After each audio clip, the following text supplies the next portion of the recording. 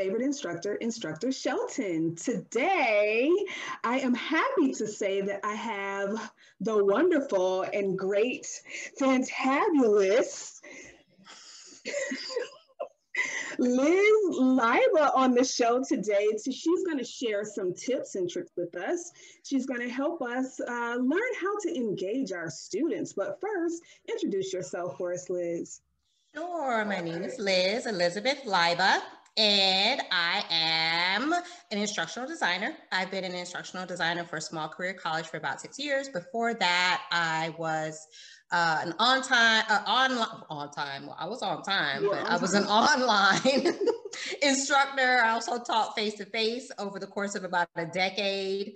And before that, I worked in admissions. So I have about an 18, 20-year career in higher education. Yes, I love that. That's all the expertise oozing through. So please share with us your tip or trick for keeping students engaged, because right now that is the issue. Students are just disconnected. They are not engaged. So give us some tips. How can we keep our students engaged? Great question. I think for me, the primary area where I try to engage students is the discussion forum. I make sure that as far as the questions that are posted and how I engage with the students there is that I want to make sure that the questions are related to current events, topics that the students can relate to. So I try not to make the discussion forum dry. I know when I was an online student, my biggest pet peeve was having discussions that just didn't really relate to the subject, or they were just kind of like a very blah question.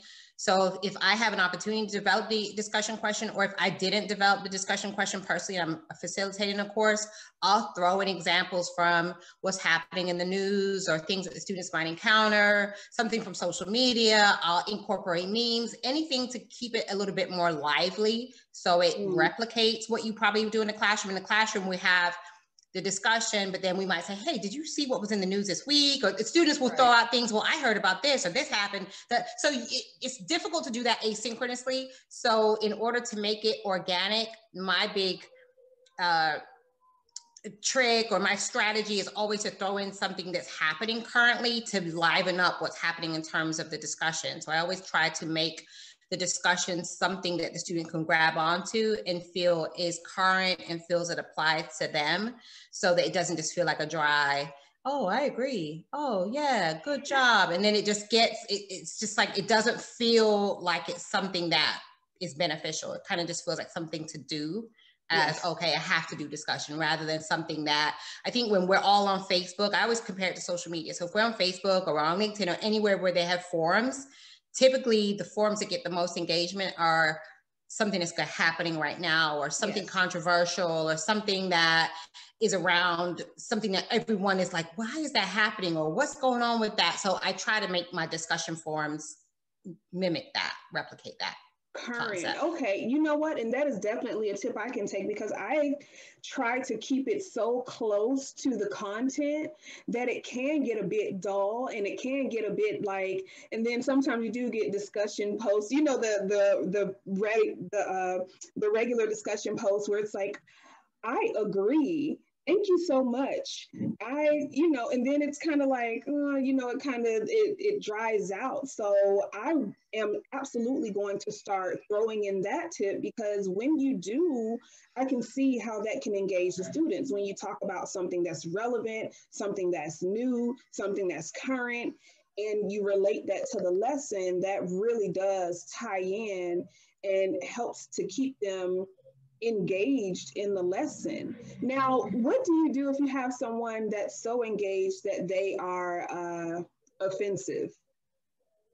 You know, I haven't really had that as much. I haven't had so many students really go in, and maybe it depends on what kind of students, depending on like the age of the students. Most of the students, because I work with non-traditional students, they're actually really serious, and they tend to be like by the book and by the letter. I think if that does happen though, it's kind of easy just to kind of like redirect the student, just as you would in the classroom. So I think if the student is kind of going off topic, it's always possible just to be like, okay, great point, but and just redirect the conversation back to the topic at hand. And I think also by throwing in examples that are mimicking what's happening, but not going too close to what's happening. Like I would never throw in anything about the election. I would never throw in a super controversial topic like maybe if we're talking about sexual identity, maybe we're talking about abortion rights, maybe if we're things like that. I'm not going to religion, things that are super personal. I definitely wouldn't throw in there, only because it tends to incite people to be a little bit more veering off and maybe saying things that might be offensive. So even though I would throw in questions or throw in scenarios that have to do with current events, I'm really, I think, careful, because just from being on social media, I know certain topics do trigger people. Yes. So I'm not as likely to throw in something that I know politics is going to trigger people, religion is going to trigger people, certain moral issues that people just have ingrained in them are going to be triggering. But if we just talk about communication and, hey, there was a situation where someone came out and they made a statement and everyone was kind of laughing because it didn't make any sense, something like that, I think you can safely put that out there without it getting too controversial. But if you start to talk about, oh, well, Donald Trump said something, or Rudy Giuliani, then you're getting so specific to the point where people will start to be a little bit more like, oh, getting their feelings, because it's like it doesn't jive with their personal. So I think that's another part of maybe practicing this, because the more that you kind of practice it, if you're not really used to using social media, you might not really understand how people might be triggered by certain statements or certain topics. So being able to kind of navigate that and not necessarily post things that or throw in scenarios that are going to be controversial. And it probably comes with practice as well, just testing to see what students respond to and what students will engage with. And every time you have a class, you can try. And if it becomes something where, okay, that was not what I want to throw in there, let me make sure I don't do that again, then you can kind of learn. And as you see what they gravitate toward, then you can kind of, okay, that's a good one. I can pull out the trick, my bag of tricks, and throw that in there, because I know students usually jump on that one.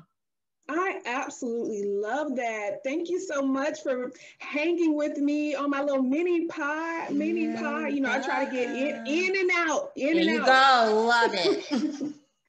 All right. Thank you so much, Liz, for coming on and sharing your tips and tricks with us. And I hope that you come back for another episode. So I really appreciate it. Thank you so much. I appreciate you having me. Thank you, Danielle. All right. This has been another episode of Tips and Tricks with Liz Leiba and Danielle Shelton. See you guys later.